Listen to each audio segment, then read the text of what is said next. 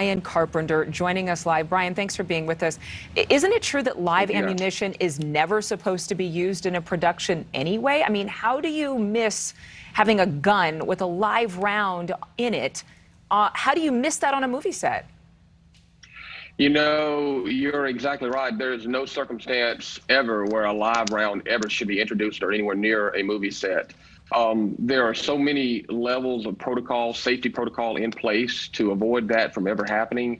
It is hard to imagine that it made it out there and into a weapon that was handed to an actor. Yeah, it's so sad. And every time I think about it, I think, gosh, it just would have taken one more check. But as we were listening to our correspondent, Paul Gerke, the tensions were high there at that film set. There were already nerves and emotions because of lack of pay or lack of treatment.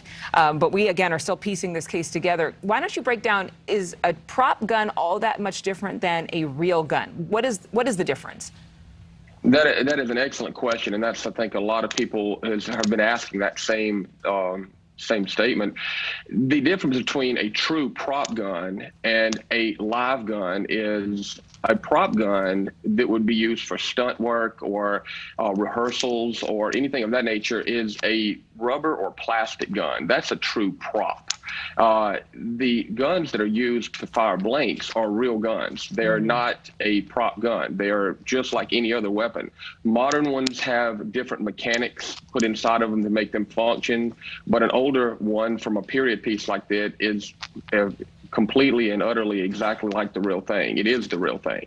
So that's the difference. So should we even be referring to this as a prop gun when it sounds as though it was a functioning gun? We were told that AD said it was a cold gun, which meant that it was safe, versus a hot gun, which meant that it was loaded with that single round that we're now hearing about. So should we not even call it a prop gun? Actually, no. I mean, slang term used on set, it comes from the prop department, but no, it's not a prop gun. Whenever we're on set, whenever I'm on set, my colleagues, when we work around these things, we always refer to those weapons. They're just the weapons that you're using on set. If they call for a prop gun or they're going to do a rehearsal, then generally it's, hey, use the rubber, use the plastic gun, use the airsoft or something for doing that. When you really are ready to actually fire a blank round, that's when you bring out and load the actual weapon itself and use it. So no, actually, to be exactly technically correct, it would be incorrect to refer to those guns as a prop gun. It would just be something that would be used as slang. As far as that live round in there, again, the only rounds that ever are loaded into a weapon on set and used to fire are blank rounds, which produce the sound, the effect, the look and feel of a gun going off, but it's obviously no projectile coming out, or a dummy round, which is a round that simulates a live round. It looks like a live round, but is not. It has BBs inside of it. You can audibly and physically feel that it's not a real round, and those are the only two types of rounds that are ever generally introduced on set or period introduced on set. Is it possible that this was, again, this was just a mistake or an accident where somebody who was in charge of checking these weapons missed that round? I mean, what's the training required? What would the steps be that would say, okay, this gun is safe to use in this scene. I checked the barrel, it's empty. So a quick rundown would be those weapons are to be locked in a safe, generally either in the production office, wherever that may be, or on the props truck in a safe. They remain there until it's time for them to be brought out and utilized on set. They're checked prior into the safe. They're checked when they come out of the safe.